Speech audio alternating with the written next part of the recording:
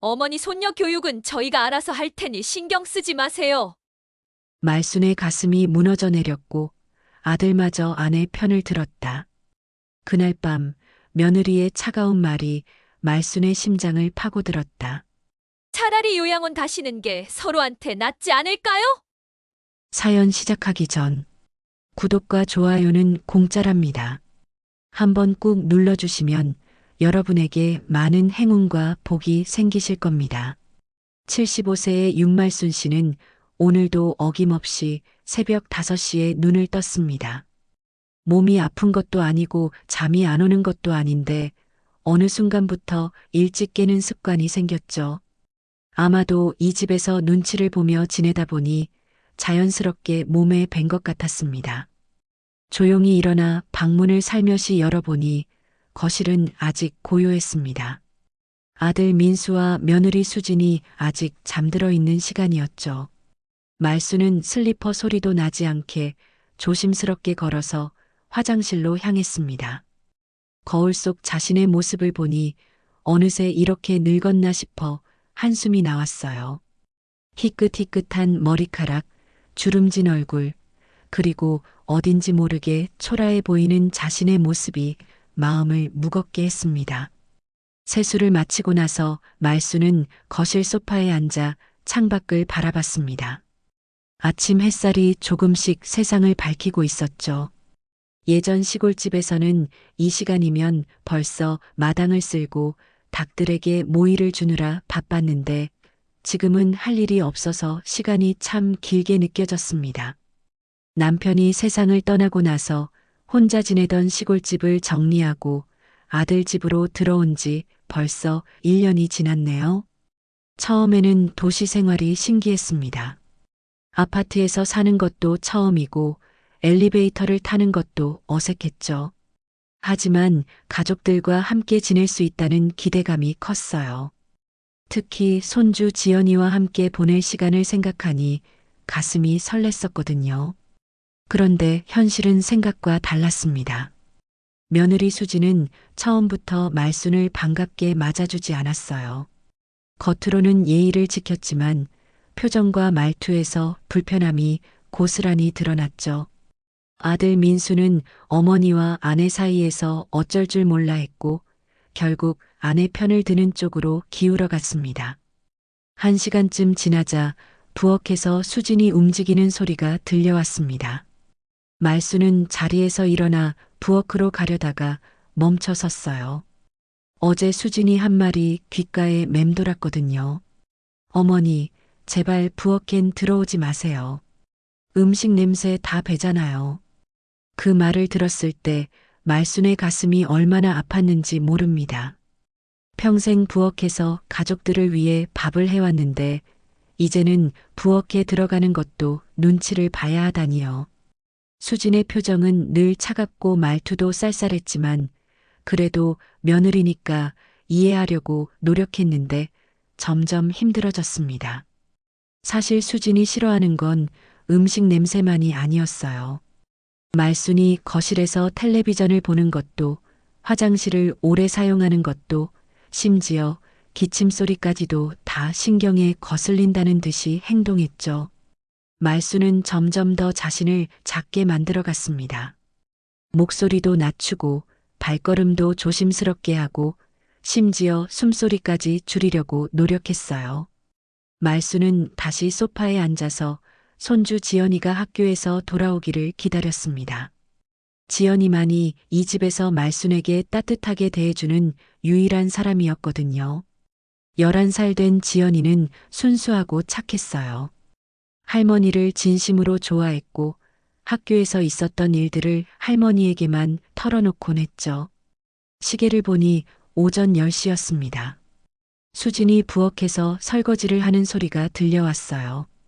그 소리마저 말순에게는 날카롭게 느껴졌습니다. 마치 자신을 향한 불만의 표현 같았거든요. 말순은 가만히 앉아서 지난 날을 회상해 봤습니다. 시골에서 농사를 지으며 살 때는 이렇게 한가하지 않았어요. 새벽부터 밤늦게까지 할 일이 끊이지 않았죠. 농사일, 집안일, 시어머니 모시기, 아이들 뒷바라지까지. 하루하루가 바쁘고 힘들었지만 그래도 자신의 역할이 있었고 가족들에게 필요한 사람이라는 느낌이 있었어요. 하지만 지금은 달랐습니다. 이 집에서 말수는 그저 짐이 된 것 같았어요. 아무것도 하지 못하고 아무것도 도와주지 못하고 그저 조용히 있기만 하는 존재. 때로는 투명 인간이 된 것 같은 기분이 들기도 했죠. 정오가 되자 수진이 점심을 준비하기 시작했습니다. 말수는 도와주고 싶었지만 감히 부엌에 들어갈 수 없었어요. 대신 거실에서 가만히 앉아 수진이 혼자 요리하는 모습을 바라봤습니다. 수진의 표정은 늘 시무룩했어요. 마치 시어머니 때문에 자신의 삶이 불편해졌다는 듯이 말이죠. 점심시간이 되자 수진이 말순을 불렀습니다. 어머니, 점심 드세요. 고맙다. 말순은 조심스럽게 식탁에 앉았어요. 수진이 차려준 음식은 정성스러웠지만 마음은 전혀 들어있지 않다는 걸 알 수 있었죠. 기계적으로 만든 음식 같았어요. 맛있게 드세요. 수진이 말했지만 그 말에는 감정이 없었습니다. 응, 고생했구나. 말순이 대답했지만 수진은 이미 자리를 떠나고 있었어요. 혼자 식사를 하면서 말순은 더욱 외로움을 느꼈습니다. 예전에는 가족들과 함께 밥을 먹으며 하루 있었던 일들을 나누곤 했는데 지금은 그런 정다운 대화가 사라져버렸어요. 오후 3시쯤 되자 현관문이 열리며 지연이의 목소리가 들려왔습니다. 할머니, 저 왔어요. 말순의 얼굴에 비로소 웃음이 번졌습니다. 하루 종일 기다린 순간이었죠. 우리 지연이 왔구나. 학교는 재미있었니? 네. 오늘 그림 그리기 시간에 할머니 그려왔어요. 지연이가 가방에서 꺼낸 그림을 보니 웃고 있는 할머니 모습이 그려져 있었습니다. 크레파스로 알록달록하게 칠해진 그림 속 할머니는 정말 행복해 보였어요. 말수는 눈시울이 뜨거워졌죠. 고맙다. 우리 지연이가 할머니를 이렇게 예쁘게 그려줬구나. 할머니가 제일 예뻐요. 그리고 할머니 손이 제일 따뜻해요. 지연이의 순수한 말에 말순의 마음이 따뜻해졌습니다. 이 아이만큼은 자신을 진심으로 사랑해준다는 걸 느낄 수 있었거든요. 그때 수진이 부엌에서 나와서 지연이를 불렀습니다. 지연아, 어서 와서 간식 먹어. 그리고 할머니한테 너무 달라붙지 마라. 말수는 또다시 가슴이 아팠습니다. 손주와 놀아주는 것조차 눈치를 봐야 하다니요. 하지만 지연이를 힘들게 할 수는 없어서 조용히 고개를 끄덕였어요. 며칠이 지나도 말순의 일상은 변하지 않았습니다. 매일 아침 일찍 일어나서 조용히 하루를 시작하고 수진의 눈치를 보며 거실 한 구석에 앉아 시간을 보내는 것이 전부였어요. 그나마 지연이가 학교에서 돌아오는 시간이 하루 중 가장 기다려지는 순간이었죠. 어느 날 오후 지연이가 평소와 달리 기운 없는 표정으로 집에 돌아왔습니다. 보통은 현관문을 열자마자 할머니 하고 큰 소리로 부르는데 그날은 조용히 신발을 벗고 있었어요. 지연아, 무슨 일 있었니? 기분이 안 좋아 보이는구나. 말순이 다가가자 지연이가 고개를 들었습니다. 눈가가 조금 빨갛게 되어 있었어요. 할머니, 오늘 학교에서 친구들이 용돈 얘기를 했는데요. 응, 무슨 얘기? 친구들은 다 일주일에 10,000원씩 용돈을 받는데요. 근데 저는 5,000원밖에 안 받아서 친구들이 저보고 가난하다고 놀렸어요. 지연이의 목소리가 점점 작아졌습니다. 말순의 가슴이 미어졌어요. 손주가 친구들 앞에서 그런 소리를 들었다니요. 우리 지연이가 많이 속상했겠구나. 네. 창피했어요. 다른 친구들은 문구점에서 예쁜 것도 사고 과자도 사 먹는데 저는 용돈이 부족해서 못 사거든요. 말수는 잠깐 생각에 잠겼습니다. 예전 같으면 손주 용돈쯤은 할머니가 당연히 챙겨줬을 텐데 지금은 그런 것조차 눈치를 봐야 하는 상황이었어요. 하지만 손주가 이렇게 속상해하는 모습을 그냥 둘 수는 없었습니다. 지연아, 잠깐만 기다려봐. 말수는 자신의 방으로 들어가서 서랍 깊숙이 숨겨둔 지갑을 꺼냈습니다. 그 안에는 자신이 조금씩 아껴뒀던 돈이 들어 있었죠. 많지는 않았지만 손주를 위해서라면 아낄 이유가 없었어요. 지연아, 이거 할머니가 주는 거야. 말수는 지연이 손에 10,000원짜리 지폐를 조심스럽게 쥐어줬습니다. 지연이의 얼굴이 환하게 밝아졌어요. 할머니, 정말요? 고마워요. 그래, 이제 친구들한테 주눅 들지 말고 당당하게 지내렴. 우리 지연이가 부족할 게 뭐가 있어. 지연이가 기뻐 날뛰는 모습을 보니 말순도 마음이 따뜻해졌습니다. 이런 작은 기쁨이라도 손주에게 줄 수 있어서 다행이었어요. 그런데 바로 그때 부엌에서 나온 수진이 지연이 손에 들린 돈을 보았습니다. 수진의 표정이 순간 굳어졌어요. 지연아, 그게 뭐니? 엄마, 할머니가 용돈 주셨어요. 수진의 눈빛이 차갑게 변했습니다. 말수는 가슴이 두근거리기 시작했어요. 지연아, 방에 들어가서 숙제해. 하지만 엄마, 어서. 수진의 목소리가 날카로워지자 지연이는 무서워하며 방으로 들어갔습니다. 이제 거실에는 말순과 수진만 남았어요. 수진이 말순 앞에 서서 팔짱을 꼈습니다.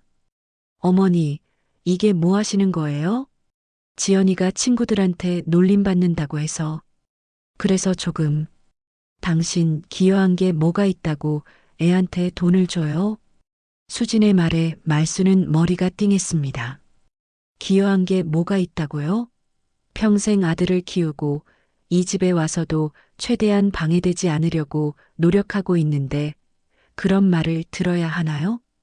수진아, 나는 그냥 지연이가 불쌍해서. 불쌍해요? 우리가 지연이를 제대로 못 키우고 있다는 뜻인가요? 정말 어이없네요.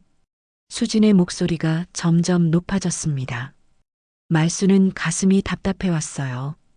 그런 뜻이 아니야. 다만 아이가 친구들 앞에서 창피해야 하는 게 창피해야 한다고요? 우리가 지연이한테 부끄러운 부모라는 소리네요. 바로 그때 현관문이 열리며 민수가 들어왔습니다. 회사에서 일찍 퇴근한 모양이었어요. 민수는 집안 분위기가 심상치 않다는 걸 바로 알아챘습니다. 무슨 일이야? 왜 이렇게 시끄러워? 수진이 민수에게 달려가며 흥분한 목소리로 말했습니다. 당신 어머니가 지연이한테 몰래 돈을 주셨어요. 우리 교육 방침 완전히 무시하고. 민수는 잠깐 말순을 바라봤다가 한숨을 쉬었습니다. 어머니, 그러시면 안 되죠. 지연이 교육은 우리가 계획을 세워서 하고 있는 거니까요.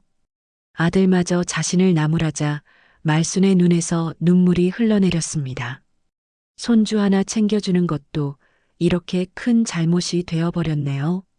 민수야, 엄마는 그냥. 어머니, 앞으로는 미리 상의해 주세요. 우리도 나름대로 계획이 있거든요. 민수의 말투는 차갑지 않았지만 확실히 아내 편을 드는 것이었습니다. 말수는 더 이상 변명할 수 없었어요. 수진이 다시 말을 이었습니다. 솔직히 말씀드리면 어머니는 여기서 짐이에요. 아무것도 도와주시는 것 없이 그냥 먹고 자기만 하시면서 이런 식으로 우리 가정에 간섭까지 하시면 정말 곤란해요. 그 말을 들은 순간 말순의 세상이 무너지는 것 같았습니다. 짐이라니요. 자신이 이 집에서 짐이 되어버렸다니요. 민수도 아내의 말에 완전히 반대하지는 않았습니다. 그저 난처한 표정으로 고개를 숙이고 있을 뿐이었어요. 말수는 떨리는 목소리로 말했습니다. 그럼 나는 어떻게 하면 되겠니? 차라리 요양원 가시는 게 서로한테 낫지 않을까요? 수진의 차가운 말에 말수는 그 자리에 주저앉을 것 같았습니다. 요양원이라니요. 자신이 이런 소리를 들을 줄 몰랐어요. 차라리 요양원 가시는 게 서로한테 낫지 않을까요? 수진의 차가운 말이 귓가에 맴돌았습니다. 말수는 그날 밤 잠을 이루지 못했어요. 요양원이라니. 평생 가족을 위해 살아온 자신이 이제는 요양원에 가야 할 처지가 되었다는 게 믿어지지 않았습니다. 다음 날 아침도 어김없이 일찍 찾아왔습니다. 말수는 붓고 빨간 눈으로 거실에 나왔어요. 수지는 평소와 다름없이 아침 준비를 하고 있었고 민수는 신문을 보고 있었죠. 지연이만 할머니를 보더니 조심스럽게 다가왔습니다. 할머니, 어디 아프세요? 눈이 빨갛게 됐어요. 아니다, 괜찮아. 우리 지연이 학교 준비 다 했니? 말수는 애써 웃으며 지연이를 챙겼습니다. 하지만 수진이 지연이를 재빨리 불러갔어요. 지연아, 어서 아침 먹고 학교 가야지. 할머니는 바쁘시니까 방해하지 마라. 지연이는 아쉬워하며 할머니를 돌아봤지만 결국 엄마 말을 들을 수밖에 없었습니다. 말수는 다시 한번 자신이 이 집에서 얼마나 작은 존재인지 깨달았어요. 그렇게 며칠이 더 지났습니다. 수진의 태도는 날로 심해져만 갔어요. 이제는 아예 말순과 대화조차 하지 않으려 했고 민수 앞에서도 노골적으로 불편한 기색을 드러냈습니다. 당신 정말 언제까지 이렇게 살 거예요? 저도 한계가 있어요. 여보, 조금만 참아줘. 어머니도 나름 노력하고 계시잖아. 노력이요? 뭘 노력한다는 거예요? 그냥 있기만 하는데 그게 노력인가요? 민수는 아내의 말에 더 이상 반박하지 못했습니다. 어느새 가정의 평화를 위해서는 어머니가 희생해야 한다는 분위기가 만들어져 있었어요. 말수는 점점 더 자신을 작게 만들어갔습니다. 아침에는 가족들이 모두 나간 뒤에야 부엌에 들어가 간단히 요기를 했고 저녁에도 가족들이 식사를 마친 뒤에 혼자 남은 음식으로 끼니를 때웠어요. 텔레비전도 보지 않고 전화도 받지 않으려 했습니다. 그런 어느 날 오후 말순이 거실에서 창밖을 바라보고 있을 때 집 전화가 울렸습니다. 수진이 빨래를 널고 있어서 받지 못하는 상황이었어요. 말순은 잠깐 망설였지만 결국 전화를 받았습니다. 여보세요? 말순아? 나야, 홍자영. 오랜만이지? 전화기 너머로 들려온 목소리에 말순은 깜짝 놀랐습니다. 홍자영이라니. 고향에서 함께 자란 친구였어요. 어릴 때부터 함께 뛰어놀았던 소꿉친구이자 결혼 후에도 가끔 연락을 주고받던 사이였죠. 자영이? 자영이가 맞니? 어떻게 연락이? 내 아들 결혼식 때 명함 받아뒀었거든. 그때 이후로 연락 못했네. 어떻게 지내? 자영의 목소리는 여전히 밝고 당당했습니다. 예전과 똑같았어요. 잘 지내고 있어. 말수는 거짓말을 했습니다. 어떻게 지금 상황을 설명할 수 있겠어요? 목소리가 왜 그래? 무슨 일 있어? 역시 오랜 친구였습니다. 말순의 목소리만 들어도 뭔가 이상하다는 걸 바로 알아챘어요. 아니야, 그냥 감기 기운이 조금 있나 봐. 그래, 나 내일 그 근처에 볼 일이 있어서 가는데 잠깐 만날 수 있을까? 오랜만에 얼굴 좀 보자. 말수는 잠깐 망설였습니다. 지금 상황에서 친구를 만난다는 게 가능할까요? 수진이 뭐라고 할지 뻔했어요. 자영아, 나는 좀. 왜? 바쁜 일이라도 있어? 아들 며느리 눈치 보느라 친구도 못 만나게 된 건 아니지? 자영의 말이 마음에 콕 박혔습니다. 정말로 그렇게 된 것 같았어요. 그런 게 아니라, 말순아, 내가 널 언제부터 알았는데, 목소리만 들어도 알겠어. 뭔가 있구나. 내일 오후 2시에 내 집 근처 카페에서 보자. 카페 이름은 나중에 문자로 보낼게. 자영아, 안 나오면 내가 집으로 찾아갈 거야. 알았지? 자영은 일방적으로 말하고 전화를 끊어버렸습니다. 말수는 수화기를 들고 한참을 멍하니 서 있었어요. 몇 년 만에 듣는 친구의 목소리가 그렇게 반가울 수가 없었습니다. 그때 수진이 빨래를 다 널고 안으로 들어왔습니다. 어머니, 누구한테서 전화 왔어요? 아, 그냥 잘못 걸려온 전화야. 말수는 또 거짓말을 했습니다. 자연과의 만남을 수진에게 말할 용기가 없었어요. 다음 날 오후 말수는 조심스럽게 외출 준비를 했습니다. 수진에게는 동네 마트에 잠깐 다녀오겠다고 말했어요. 수진은 별로 관심 없다는 듯 고개만 끄덕였습니다. 카페에 도착하니 자영이 이미 와 있었습니다. 몇 년 만에 만난 자영은 여전히 우아하고 당당해 보였어요. 깔끔한 정장에 단정한 헤어스타일, 그리고 자신감 넘치는 미소까지. 말수는 초라한 자신의 모습이 부끄러워졌습니다. 말수나. 자영이 반갑게 손을 흔들었습니다. 말수는 어색하게 미소를 지으며 자영 앞에 앉았어요. 자영아, 정말 오랜만이다. 많이 안 변했네. 너야말로. 그런데 뭔가 많이 야위었다? 무슨 일 있었어? 자영의 날카로운 관찰력에 말수는 당황했습니다. 역시 친구 앞에서는 숨길 수가 없었어요. 별일 없어. 그냥 나이 들어서 그런가 봐. 거짓말하지 마. 내가 널 언제부터 알았는데. 말해봐, 무슨 일이야? 자영의 진지한 목소리에 말순의 눈가가 촉촉해졌습니다. 오랜만에 자신을 진심으로 걱정해주는 사람을 만난 것 같았어요. 정말 별일 아니야. 그냥 며느리랑 조금 안 맞을 뿐이야. 조금이 아니구나. 표정 봐라. 완전히 기가 죽어 있잖아. 자영이 말순의 팔을 자세히 들여다봤습니다. 그러고는 깜짝 놀란 표정을 지었어요. 말순아, 이게 뭐야?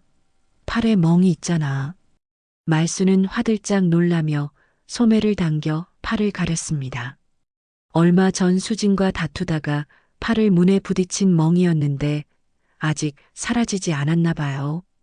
아니야, 그냥 넘어져서. 말순아, 사실대로 말해. 혹시 며느리가 너한테 손 찼어? 자영의 눈빛이 매서워졌습니다. 말순은 손을 저으며 부인했지만 자영은 이미 눈치챈 것 같았어요. 그제야 참아왔던 서러움이 터져나왔습니다. 말순은 조용한 목소리로 그동안 있었던 일들을 털어놓기 시작했어요. 자영은 말 한마디 없이 끝까지 들어줬습니다. 자영아, 나는 정말 어떻게 해야 할지 모르겠어. 자영이 조용히 고개를 끄덕였습니다. 말순아, 내가 생각하는 것보다 세상은 아직 내 편일 수 있어. 포기하지 마. 자영이 말순의 이야기를 모두 들은 후 잠시 침묵했습니다. 카페 안은 조용했고 두 사람 사이에는 무거운 공기가 흘렀어요. 자영의 표정이 점점 진지해졌습니다. 말순아, 혹시 내가 뭐라고 사는지 아니? 말순은 고개를 저었습니다. 결혼 후 각자 바쁘게 살다 보니 서로의 근황을 자세히 알지 못했거든요. 나 변호사야. 그것도 꽤 이름 있는 로펌에서 일하고 있어. 말순은 깜짝 놀라며 눈을 크게 떴습니다. 어릴 때 함께 뛰어놀던 자영이 변호사가 되었다니요. 변호사라고? 정말? 응. 늦은 나이에 시작해서 힘들었지만 지금은 나름 자리를 잡았어. 특히 가정 문제, 노인 권익 보호 전문으로 하고 있거든. 자영이 명함을 꺼내 말순에게 건넸습니다. 법무법인 정의 홍자영 변호사라고 적혀 있었어요. 말순은 명함을 받아들고 한참을 바라봤습니다. 자영아, 너 정말 대단하구나. 나는 평생 남편 뒷바라지, 아들 뒷바라지만 하고 살았는데 대단한 게 아니라 필요해서 한 거야. 세상에는 너처럼 억울한 일을 당하면서도 어디에 하소연할 곳 없는 사람들이 너무 많거든. 특히 우리 나이 또래 여성들이 그래. 자영의 목소리에는 단호함이 있었습니다. 말수는 친구의 달라진 모습에 감탄했어요. 말수나, 내가 그동안 본 케이스들 중에 너와 비슷한 경우가 정말 많아. 며느리가 시어머니를 함부로 대하고 아들은 아내 편만 들고 그런 일들이 생각보다 흔해. 그런가? 응. 그런데 대부분의 어르신들이 참고 살아. 가족이니까, 혈육이니까 하면서 말이야. 하지만 그렇게 참기만 하면 상황은 더 나빠질 뿐이야. 말수는 자영의 말에 고개를 끄덕였습니다. 정말 그랬어요. 참고 또 참았는데 상황은 나아지기는커녕 더 악화됐으니까요. 그런데 자영아, 내가 지금 뭘 할 수 있겠니? 나는 아무것도 가진 게 없는데. 가진 게 없다고? 말수나, 너 정말 아무것도 없어? 자영이 날카롭게 물었습니다. 말수는 잠깐 생각해 봤어요. 정말 아무것도 없는 걸까요? 글쎄, 집도 팔고 아들한테 다 줬고, 돈도 별로 없고, 집 판 돈을 다 줬다고? 전부? 응. 아들이 전세금이 부족하다고 해서, 그래서 내 집 판 돈으로 보태줬어. 자영의 얼굴이 굳어졌습니다. 말수나, 그때 어떤 서류를 썼는지 기억나? 서류? 그냥 아들한테 돈을 준 거니까. 증여 서류는? 아니면 차용증이라도? 말수는 고개를 저었습니다. 아들에게 돈을 주는데 무슨 서류가 필요하다고 생각했겠어요. 그럼 혹시 다른 재산은? 밭이나 땅 같은 거? 말수는 잠깐 멈칫했습니다. 사실 하나 있기는 했어요. 남편이 젊을 때 미래를 위해 사둔 작은 땅 한 조각이 있었죠. 그런데 그것도 별로 가치 없는 땅이라고 생각해서 아무에게도 말하지 않았어요. 있긴 한데 그냥 시골 밭 한 조각이야. 남편이 옛날에 싸게 산 거라서 별로 가치도 없을 거고. 자영의 눈이 번쩍였습니다. 어디에 있는 땅인데? 경기도 파주 쪽에. 왜? 파주? 정확히 어느 동네? 말순이 대략적인 위치를 설명하자 자영의 표정이 급변했습니다. 말순아, 혹시 그 땅 서류 가지고 있어? 응, 집에 있긴 한데. 왜 그래? 가져와 봐. 당장. 자영의 목소리가 급해졌습니다. 말수는 영문을 모르겠다는 표정으로 자영을 바라봤어요. 자영아, 왜 그렇게 급하게 구니? 일단 서류부터 보자. 내가 잘못 생각한 걸 수도 있지만 만약 내 예상이 맞다면. 자영은 말을 끝내지 않았습니다. 하지만 그 표정에는 뭔가 중요한 발견을 한 듯한 기색이 역력했어요. 그럼 집에 가서 가져올까? 응, 지금 당장. 나도 같이 갈게. 아니야, 자영아. 며느리가 있을 텐데 내가 오면. 괜찮아. 나는 내 친구니까 인사 정도야 할 수 있지. 그리고 그 서류 정말 중요할 수도 있어. 자영의 단호한 말에 말수는 더 이상 거부할 수 없었습니다. 두 사람은 카페를 나와 말순의 집으로 향했어요. 집에 도착하니 수진이 거실에서 텔레비전을 보고 있었습니다. 말순이 자영과 함께 들어오자 수진의 표정이 경계심으로 가득해졌어요. 어머니, 이분은 누구세요? 아, 이 사람은 내 오랜 친구 자영이야. 홍자영. 자영이 정중하게 인사했습니다. 안녕하세요. 말순이 어릴 때부터 친구입니다. 오랜만에 만나서 잠깐 이야기하러 왔어요. 수지는 자영을 위아래로 훑어봤습니다. 자영의 깔끔한 차림새와 당당한 태도에 왠지 모를 경계심을 느낀 것 같았어요. 아, 그래요. 그럼 거실에서 편하게 이야기하세요. 고맙습니다. 그런데 말순 씨가 보여줄 서류가 있다고 해서요.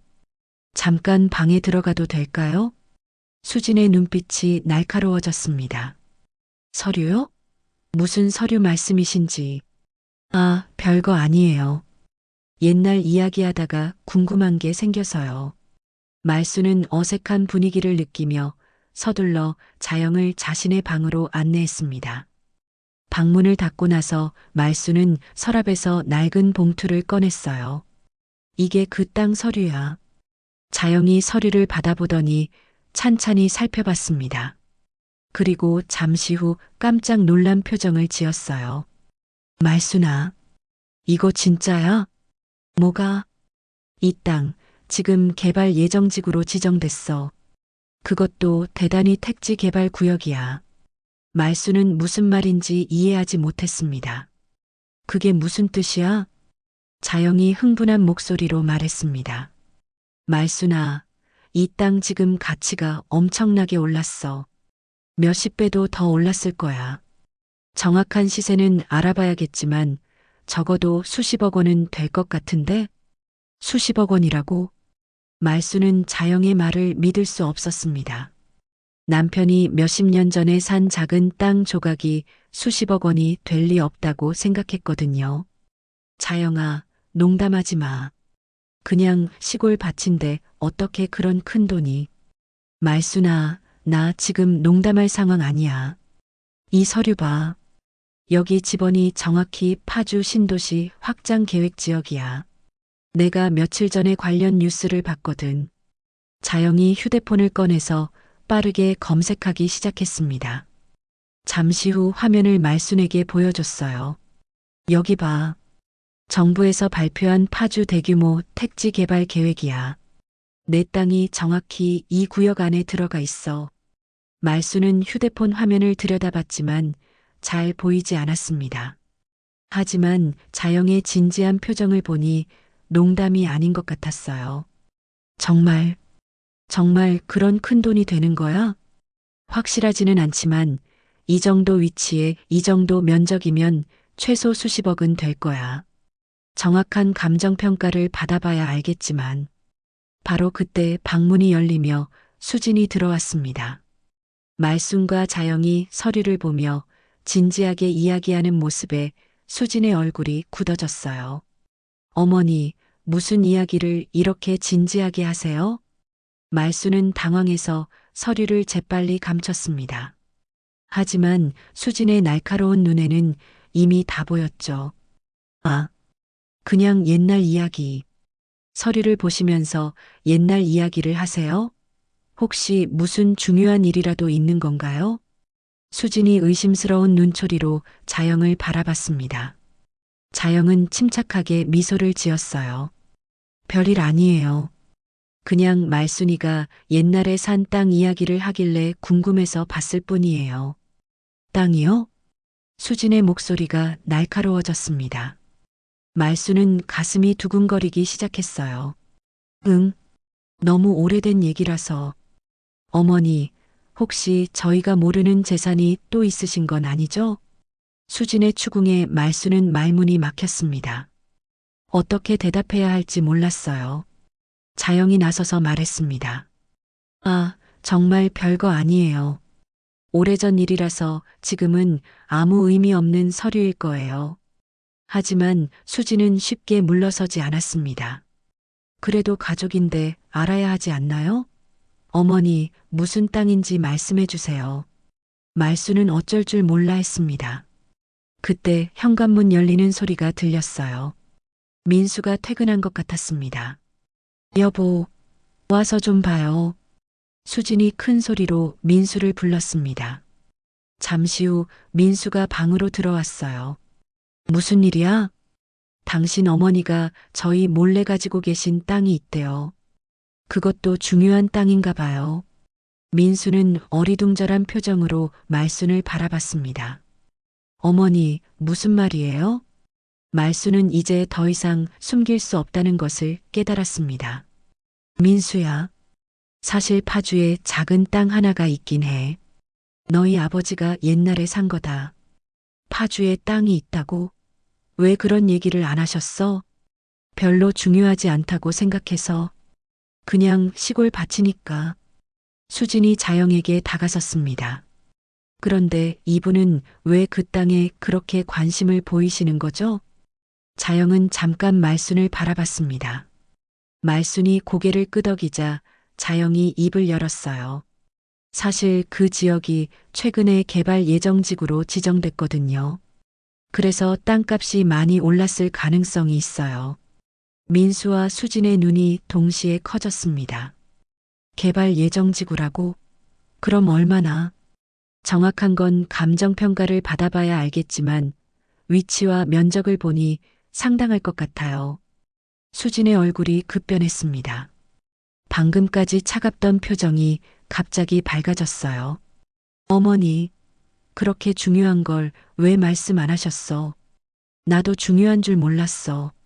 민수도 흥분한 목소리로 말했습니다. 어머니, 정말 그런 땅이 있다고? 파주에?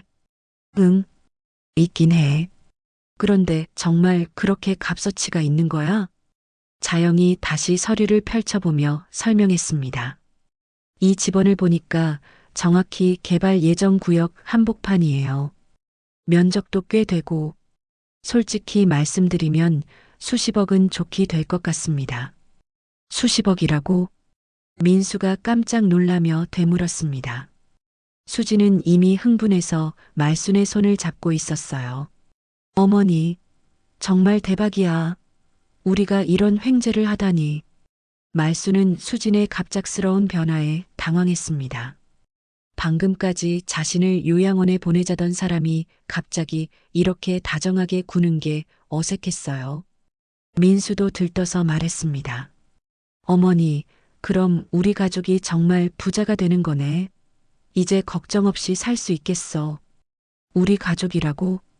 자영이 날카롭게 끼어들었습니다. 네, 무슨 말씀이신지.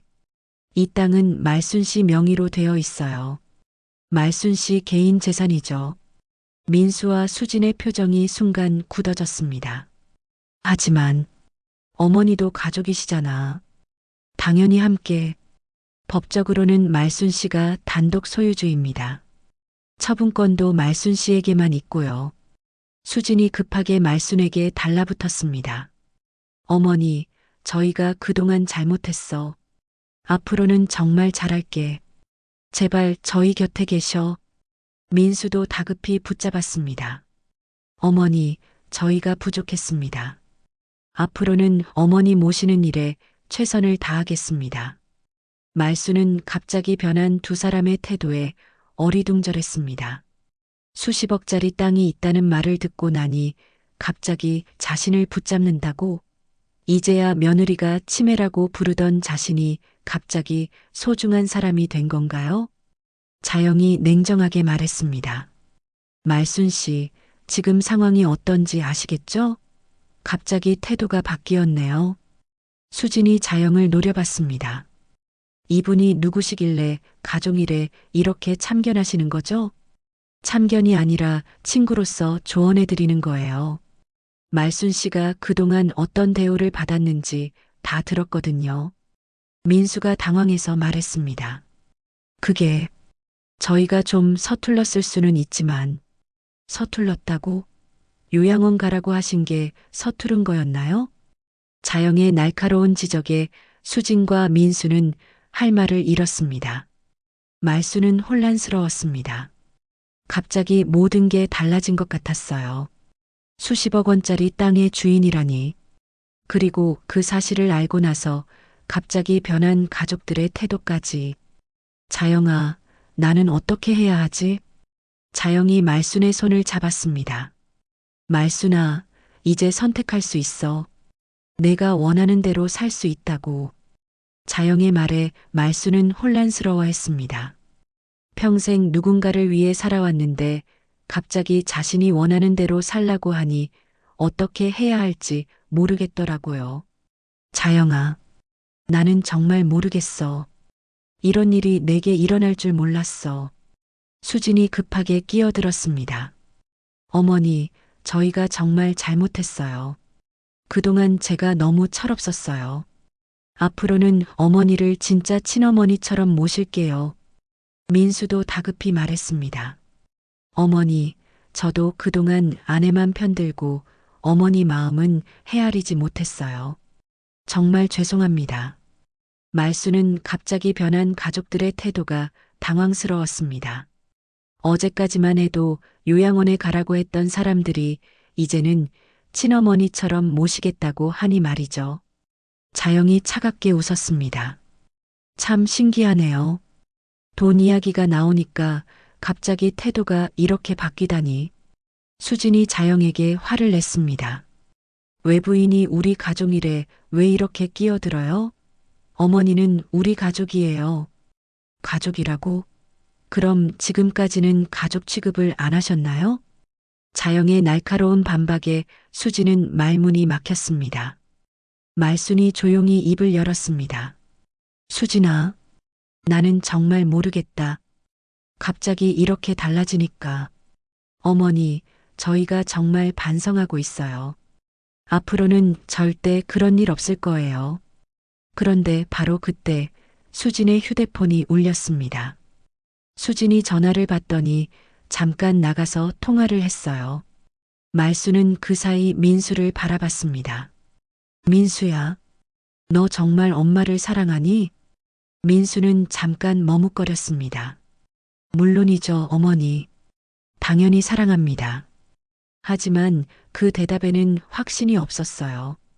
말수는 아들의 진심을 의심하게 됐습니다. 수진이 통화를 마치고 들어왔는데 표정이 어딘지 다르더라고요. 뭔가 계산하는 듯한 눈빛이었습니다. 어머니, 혹시 그 땅 서류 원본이 어디 있는지 알려주실 수 있어요? 빨리 감정평가를 받아봐야 하지 않을까요? 자영이 바로 끼어들었습니다. 왜 그렇게 급하시죠? 말순 씨가 천천히 생각해 보셔도 될 텐데요. 빨리 알아봐야 계획도 세울 수 있잖아요. 어머니도 궁금하시겠고, 말순은 수진의 말이 맞는 것 같기도 했습니다.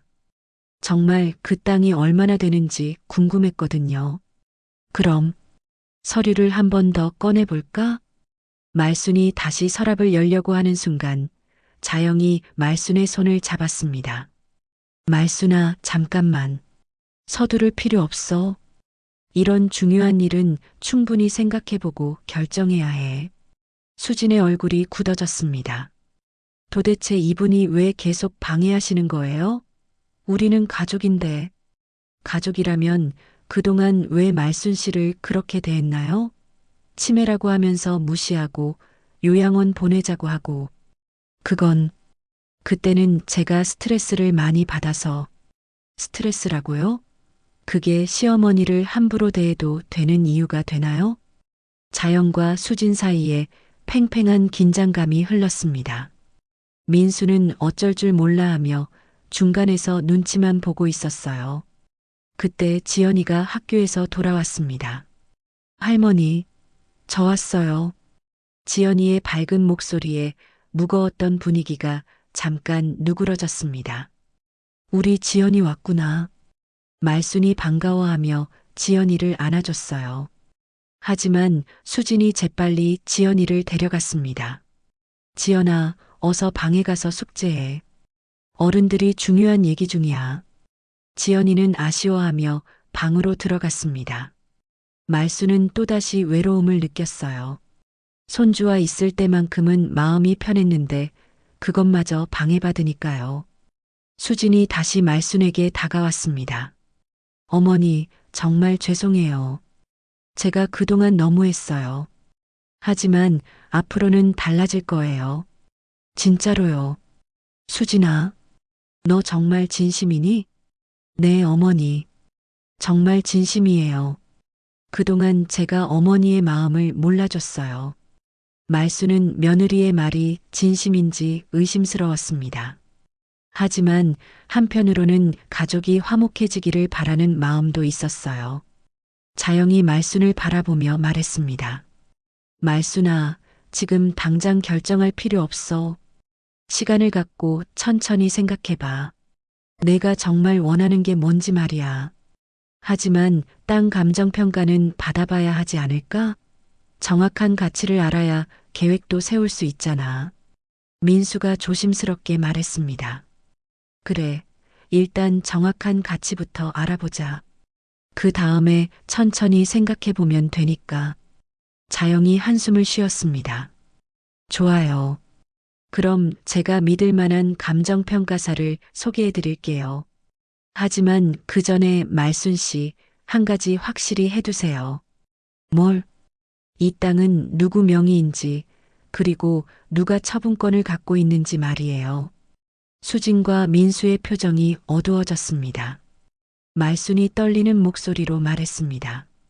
그건 내 명의로 되어 있어. 남편이 내 이름으로 사둔 거니까. 그럼 처분권도 어머니에게만 있는 거죠? 자영이 확인했습니다. 응, 그런 것 같아. 수진이 급하게 말했습니다.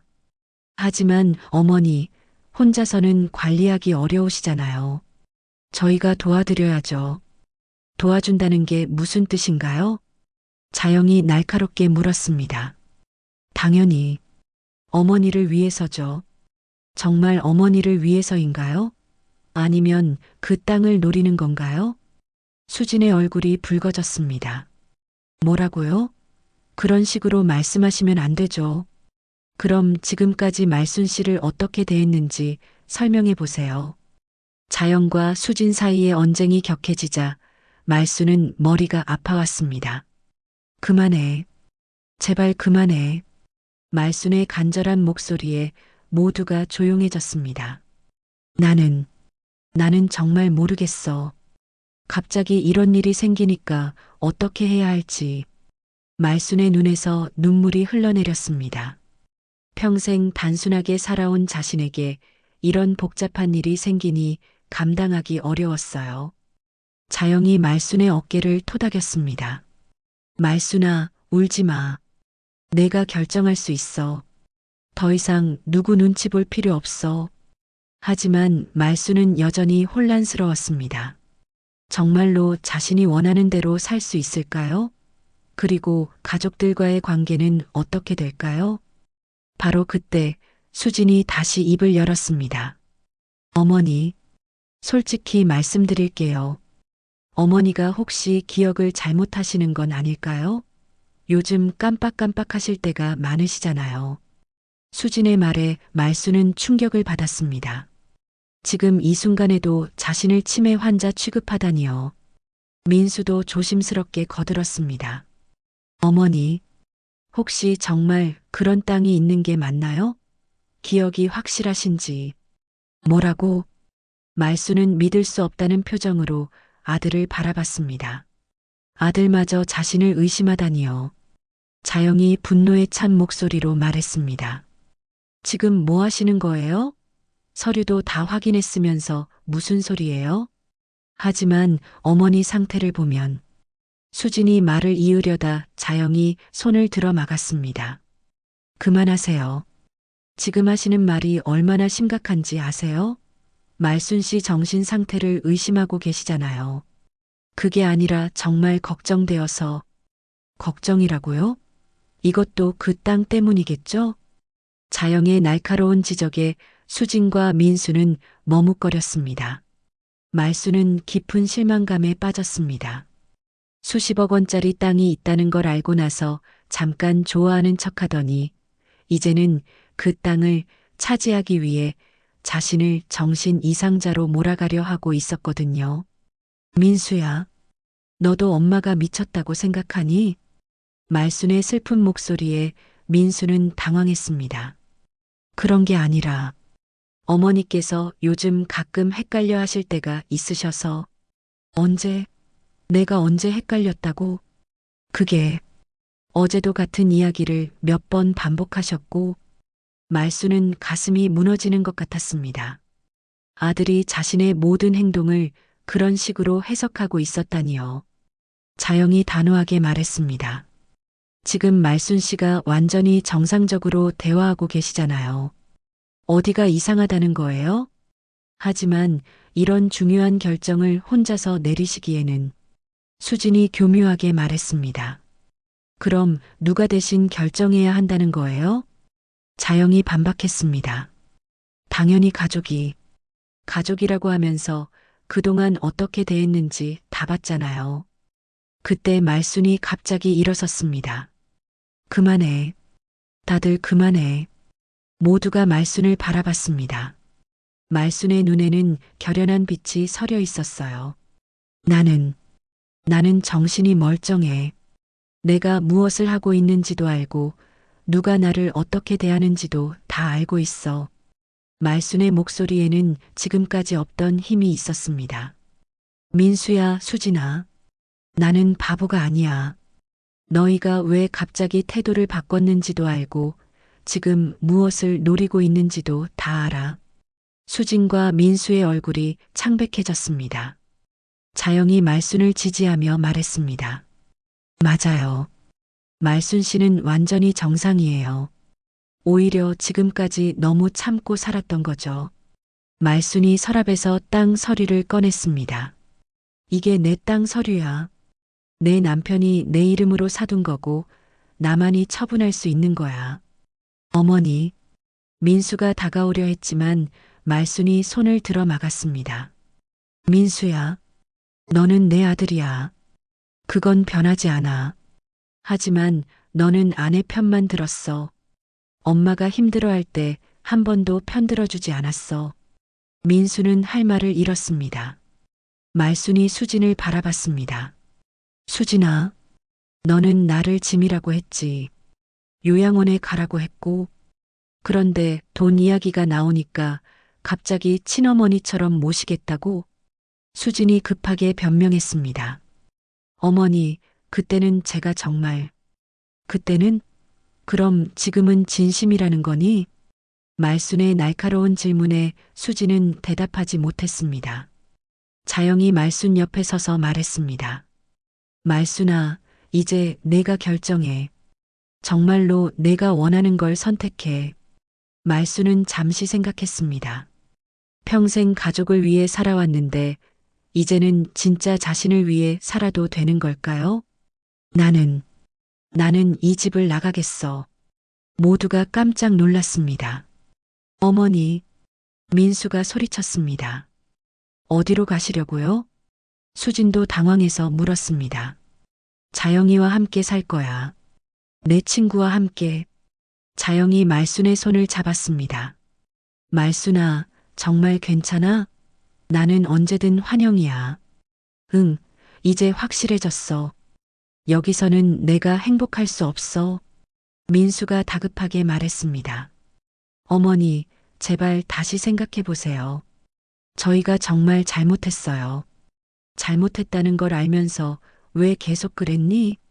왜 엄마가 돈이 있다는 걸 알고 나서야 태도를 바꾸니? 민수는 대답할 수 없었습니다. 수진이 마지막으로 애원했습니다. 어머니, 지연이는 어떻게 하세요?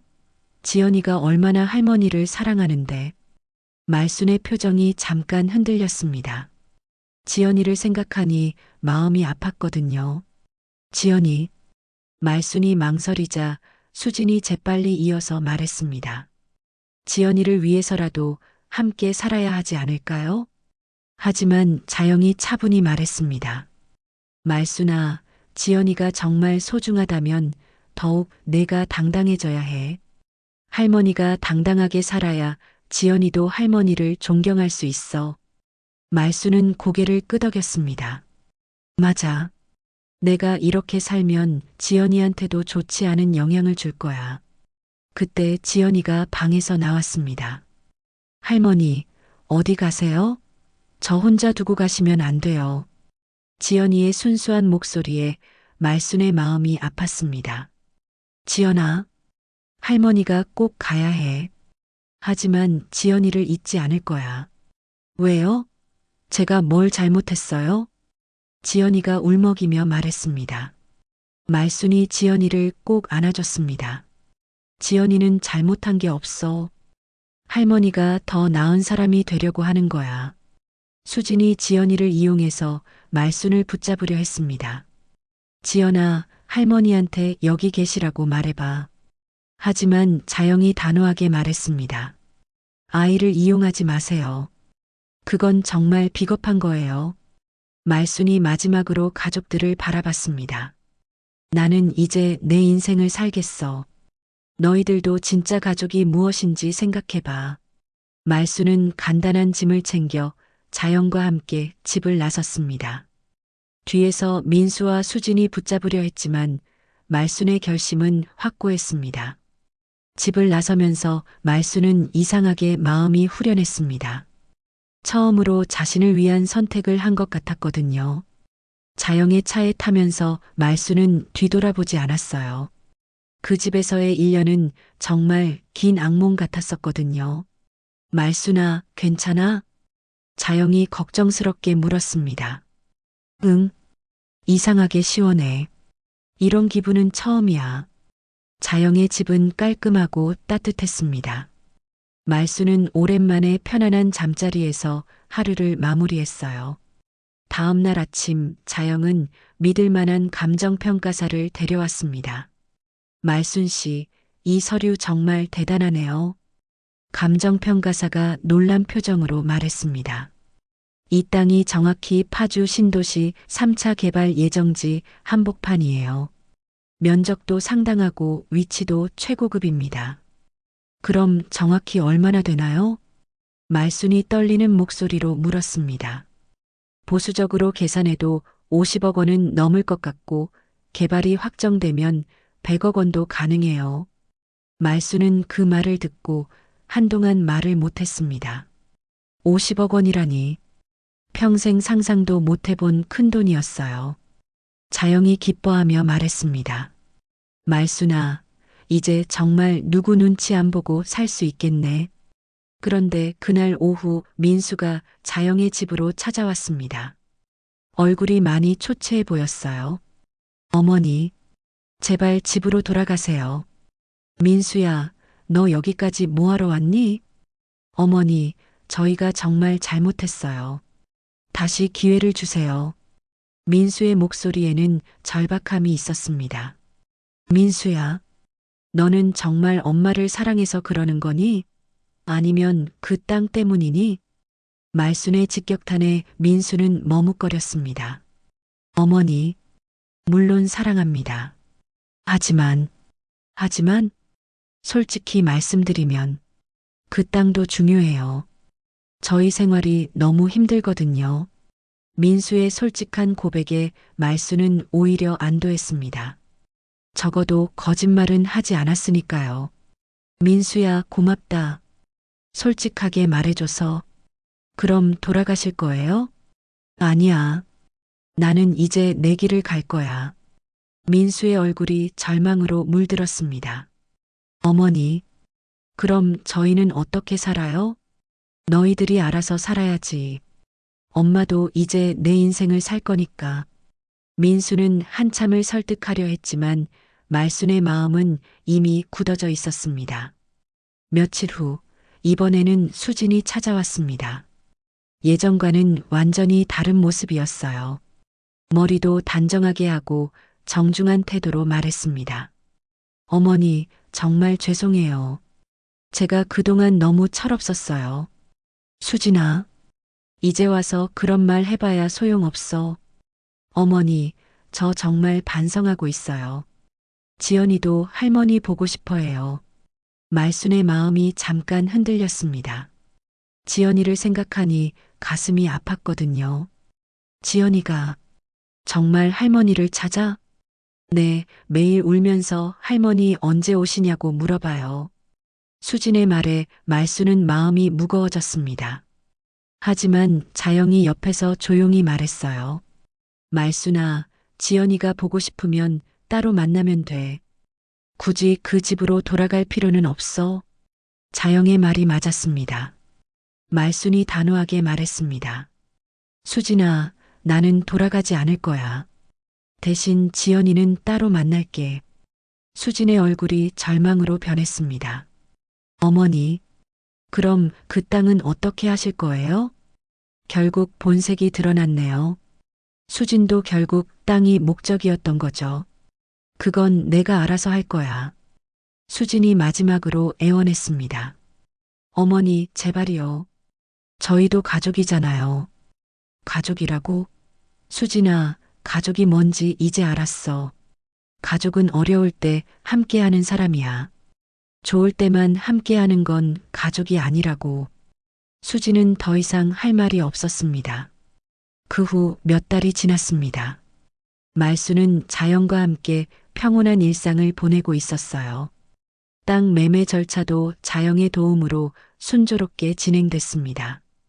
정말로 50억 원에 팔렸어요. 그 돈으로 말수는 자영과 함께 쓸 집을 샀고 나머지는 안전하게 투자했습니다. 이제 더 이상 누구에게 의존하지 않아도 되는 경제적 자유를 얻었어요. 어느 날 공원에서 지연이를 만났습니다. 한 달에 한 번씩 만나기로 한 약속이었어요. 할머니, 지연이가 달려와서 말순을 안았습니다. 우리 지연이 보고 싶었어. 할머니도요. 근데 할머니, 언제 집에 오세요? 지연아, 할머니는 이제 새로운 집에서 살아. 하지만 지연이를 사랑하는 마음은 변하지 않아. 그럼 제가 할머니 집에 놀러 가도 돼요? 물론이지. 언제든 놀러와. 지연이와 함께 시간을 보내면서 말수는 진정한 행복이 무엇인지 깨달았습니다. 억지로 함께 있는 것보다 진심으로 사랑하는 사람과 보내는 시간이 훨씬 소중했어요. 자연과 함께 집으로 돌아가는 길에 말수는 하늘을 올려다봤습니다. 자영아, 고마워. 내가 아니었다면 나는 평생 그렇게 살았을 거야. 말수나, 늦게 깨닫는 자식보다 평생 곁을 지켜주는 친구가 더 소중하다는 걸 이제 알았지? 응, 정말 그래. 말수는 이제야 진짜 자신의 삶을 살고 있다는 느낌이었습니다. 75세의 나이에 새로운 인생을 시작한 것이죠. 가끔 민수와 수진이 연락을 해왔지만 말수는 더 이상 흔들리지 않았습니다. 그들이 진정으로 변했다면 시간이 증명해 줄 것이고 그렇지 않다면 굳이 다시 상처받을 필요가 없었거든요. 어느 저녁 자영과 함께 차를 마시며 말순이 말했습니다. 자영아, 나 이제야 진짜 내 삶을 살고 있는 것 같아. 누구 눈치 보지 않고 내가 원하는 대로 살 수 있어서 정말 행복해. 말순아, 앞으로도 계속 그렇게 살자. 우리 함께. 말순의 눈에는 슬픔 대신 새로운 빛이 깃들어 있었습니다. 이제야 진짜 자유로워진 거죠. 돈이 있어서가 아니라 자신을 지킬 용기를 찾았기 때문이었어요. 창밖으로 석양이 아름답게 물들어가고 있었습니다. 말수는 그 풍경을 바라보며 생각했어요. 인생은 끝날 때까지 끝난 게 아니구나. 75세에도 새로운 시작이 가능하구나. 이제야 진짜 내 삶을 살 수 있구나. 말순의 얼굴에는 평온한 미소가 번져갔습니다.